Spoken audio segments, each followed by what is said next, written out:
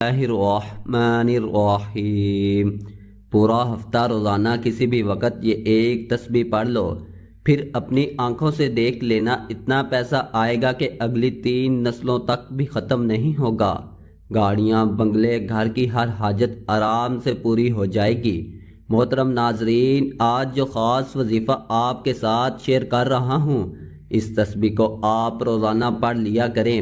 مشکل سے مشکل جو بھی حاجت ہوگی وہ بھی انشاءاللہ پوری ہو جائے گی۔ اللہ پاک رزق اور دولت اتنا زیادہ عطا فرما دیں گے کہ آپ سے پیسہ کبھی ختم نہیں ہوگا۔ کئی دفعہ انسان کی زندگی میں ایسا ہوتا ہے، وہ بہت کوشش کرتا ہے لیکن اس کو پھر بھی اس طرح کے رزلٹ نہیں ملتے۔ اس کی بڑی وجہ تو یہ ہے کہ ہم لوگوں سے توقعات وابستہ کر لیتے ہیں۔ میرے بھائیوں، دینے والی ذات صرف اللہ ہی کی ہے، اللہ سے ہی مانگا کرو، انشاءاللہ پھر دیکھنا کہ تمہاری زندگی کی مشکلات ختم ہو جائیں گی۔ ایک چیز اور یاد رکھو کہ تمہارے دل میں جو بھی بات ہوتی ہے وہ اللہ کو معلوم ہوتی ہے، کیونکہ اللہ تعالیٰ تو دلوں کے حال جانتا ہے۔ اللہ تعالیٰ تمہارے جسم اور تمہاری صورتوں کو نہیں دیکھتا، وہ تو تمہارے دلوں کو دیکھتا ہے کہ میرا بندہ کس طرح میری مخلوق کے بارے میں سوچتا ہے، کہ میرا بندہ کس طرح کی سوچ رکھتا ہے۔ علم ایک ایسی طاقت ہے، اپنے رب کو سمجھنے کا نام ہے، باقی سب تو رزق کمانے کے فن ہوتے ہیں۔ کئی دفعہ تو ایسا ہوتا ہے کہ جو ان پڑھ لوگ ہوتے ہیں ان کے لیے بھی ہوتا ہے۔ ایسا علم حاصل کرو جس سے تم اللہ پاک کے جو احکامات ہیں ان کو صحیح طرح سمجھ سکو، تو یہ تمہارا جو نفس ہے، تم اگر اسے خیر میں مصروف نہیں کر لیتے تو یہ تمہیں شر میں مصروف کر لے گا۔ بے شک اس بات کو اپنے پلے باندھ لو، اور دل ہمارے پاس ہے لیکن دل کا جو سکون ہے وہ اللہ کی یاد میں ہے۔ دل کا سکون چاہتے ہو تو اللہ کا ذکر کیا کرو، کثرت کے ساتھ اپنے خدا کو پکارا کرو۔ وہ لوگ بڑے کامیاب ہو جاتے ہیں جو ہر وقت اللہ تعالیٰ کو پکارتے رہتے ہیں۔ کئی خاندانوں میں، کئی گھروں میں میرا آنا جانا ہوتا ہے، میں دیکھتا ہوں جوان اولاد اپنے ماں باپ سے بڑے برے طریقے سے سلوک کر رہی ہوتی ہے، اس کے ساتھ اچھی پیش نہیں آ رہی ہوتی ہے، کہ ایسا لگتا ہے کہ جیسے وہ ان کے کوئی ماتحت ملازم ہوں۔ تو میرے بھائیوں، جب تک آپ اگر اپنے بزرگوں کا، اپنے والدین کا احترام نہیں کرو گے تو یہ دنیا کی زندگی جو ہے یہ آپ کے لیے مشکل سے مشکل ہوتی جائے گی۔ اور اس دنیا کی زندگی میں جب آپ کے پاس پیسہ آ جائے تو اکڑ کر مت چلو، کیونکہ اکڑ کر جو دنیا میں چلتا ہے اس کا انجام بہت برا ہوتا ہے۔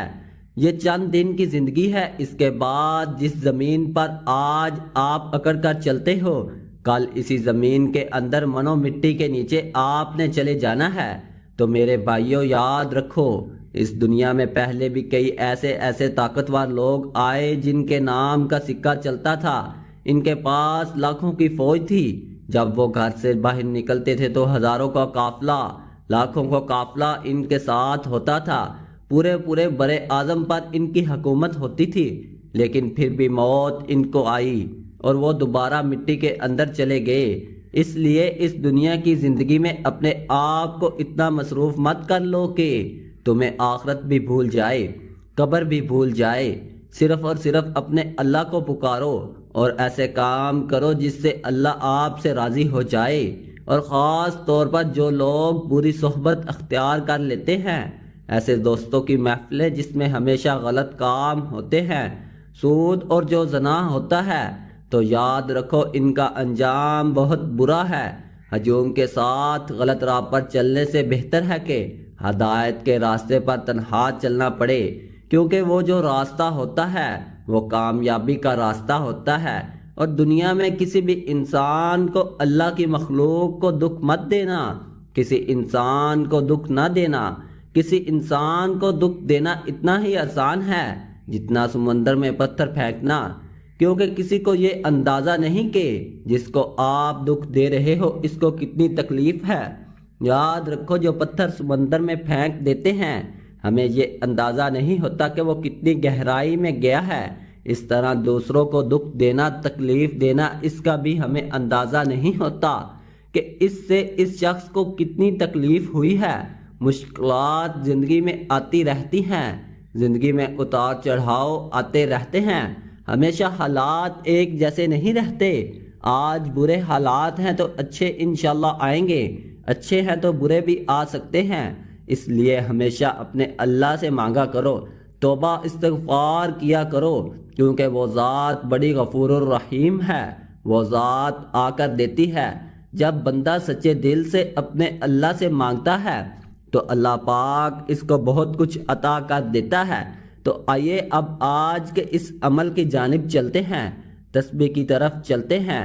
یہ وظیفہ کون سا ہے؟ اس وظیفے کا طریقہ کار کیا ہے؟